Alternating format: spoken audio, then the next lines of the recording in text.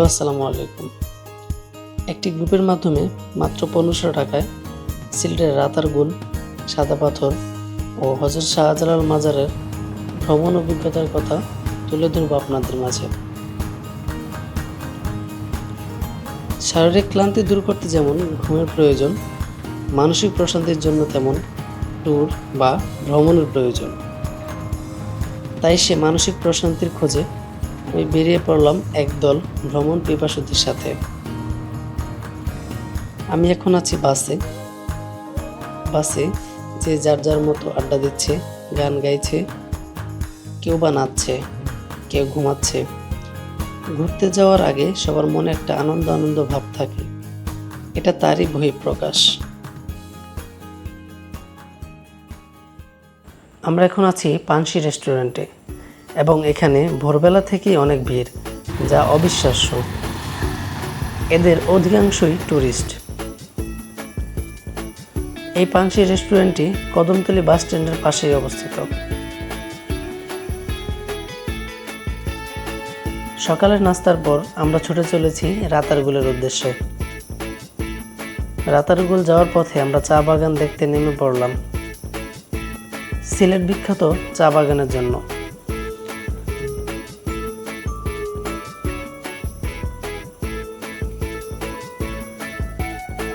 চা বাগান বহুবার টিভির পর্দায় দেখা হয়েছে, যা কাছ থেকে দেখার অনুভূতি অন্যরকম।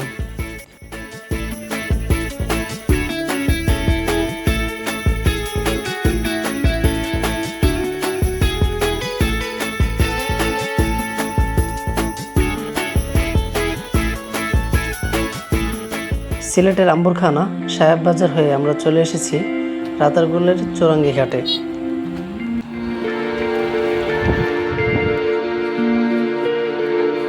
রাতারগুল বন দেখতে হলে এই নৌকায় করে যেতে হবে।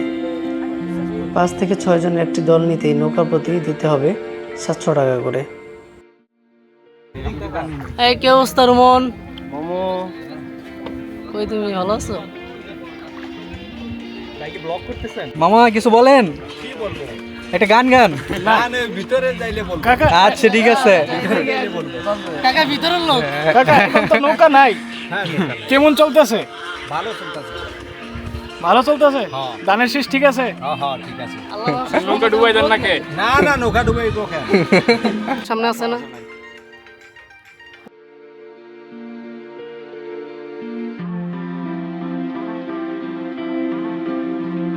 নৌকা যতই এগুচ্ছে আমরা হারিয়ে যাচ্ছি বনের গভীরে। নৌকা ভ্রমণ সবসময় আনন্দের, আর তা যদি হয় এত সুন্দর প্রকৃতির মাঝে, তাহলে তো কথাই নেই।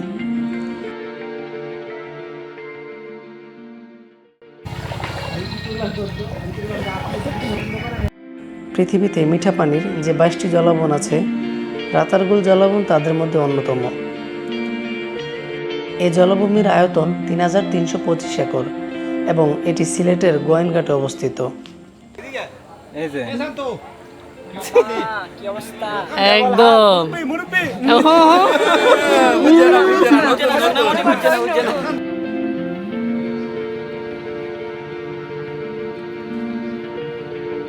এখানে সবচেয়ে বেশি জন্মায় করচ গাছ, যার বৈজ্ঞানিক নাম মিল্লেটিয়া পিন্নাটা। এখানকার গাছপালা বছরে 4 থেকে 7 মাস পানির নিচে থাকে। সিলেটের স্থানীয় ভাষায় মুর্তা বা পাটি গাছ বা রাতা গাছ নামে পরিচিত। সেই রাতা গাছের নাম অনুসারে এই বনের নাম রাতারগুল।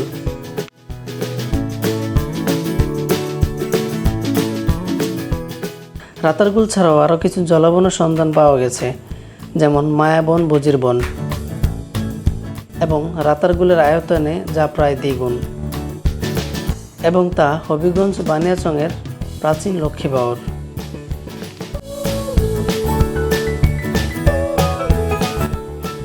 আমাদের রাতারগুল ভ্রমণ শেষে ছুটে চলেছি সাদা পাথরের উদ্দেশ্যে। এই এলাকার নাম ভোলাগঞ্জ এবং এটি কোম্পানীগঞ্জ উপজেলা অবস্থিত।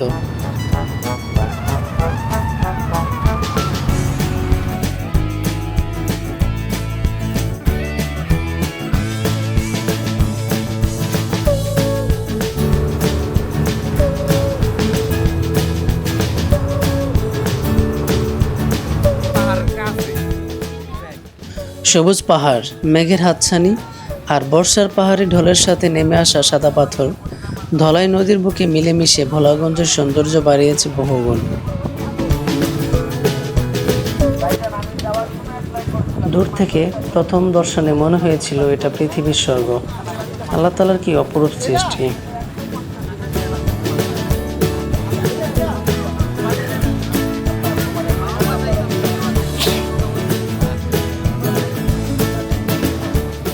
ভোলাগঞ্জ নেমে নৌকাঘাট থেকে সাদা পাথর যাওয়া ও আসা সহ নৌকা ভাড়া করতে খরচ করতে হবে 800 টাকা। প্রতি নৌকায় 8 থেকে 10 জন যেতে পারবেন।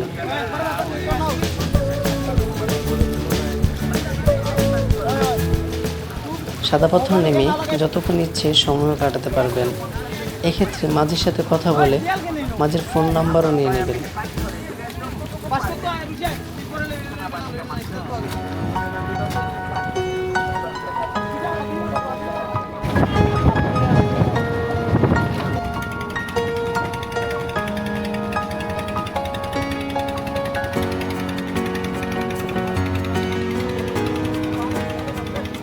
সিলেট থেকে ভোলাগঞ্জের দূরত্ব প্রায় 35 কিলোমিটার।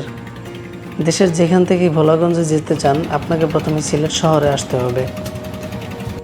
সিলেট থেকে বাস, সিএনজি, লেগুনা বা প্রাইভেট কারে করে যাওয়া যায় ভোলাগঞ্জে। ভোলাগঞ্জের রাস্তা আগের চেয়ে অনেকটা উন্নত হয়েছে।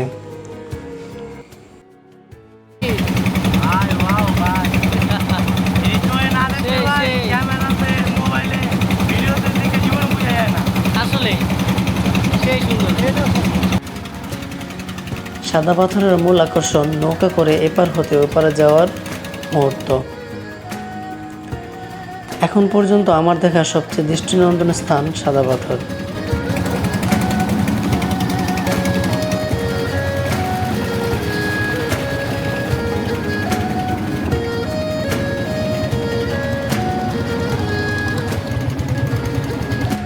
সাদা পাথর এলাকার কাছেই আছে উৎমাছড়া, তরুণছড়ার মতো আরও 2টি সুন্দর স্থান।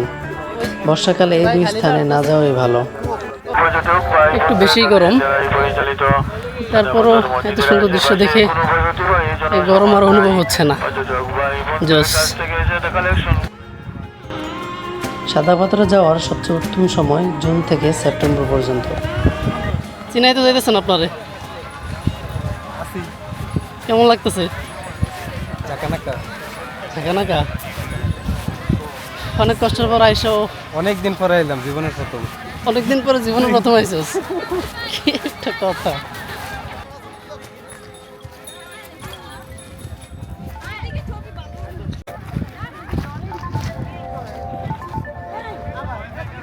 এই ঘোড়া কেমনে কি প্রতি ঘন্টা কত? এদিক থেকে ওই ঘাটে 100 টাকা।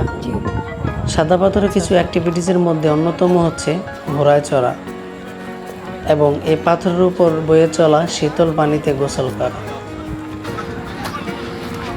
এই যে সেই সাদা পাথর, যার জন্য এই জায়গার নামকরণ সাদা পাথর, ভোলাগঞ্জ সাদা পাথর।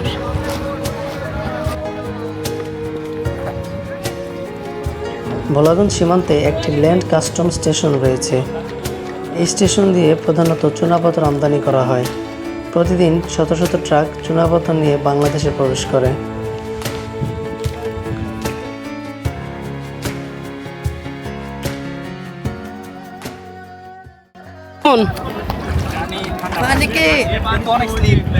হ্যাঁ, খুব সাবধান। এই যে পাথরের মধ্যে শ্যাওলা বেড়ে গেছে, এই যে এদিক দিয়ে মানুষ কম নামে তো এই জন্য।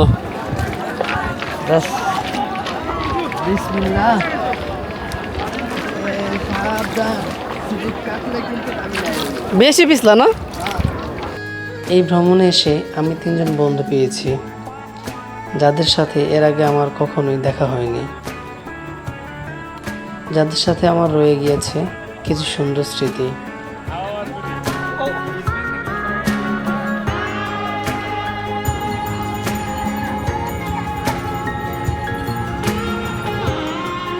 সাদা পাথরে যাওয়ার আগে ভোলাগঞ্জে অর্থাৎ নদীর এপারে আমরা দুপুরে খাবার খেয়েছিলাম। 1500 টাকার গ্রুপে আসা হলেও আপনাকে রাতের খাবার ও প্রাসঙ্গিক খরচ সহ অবশ্যই 2000 টাকা বাজেট নিয়ে আসতে হবে। সবাই সুস্থ থাকবেন, দোয়ায় রাখবেন। আল্লাহ হাফেজ।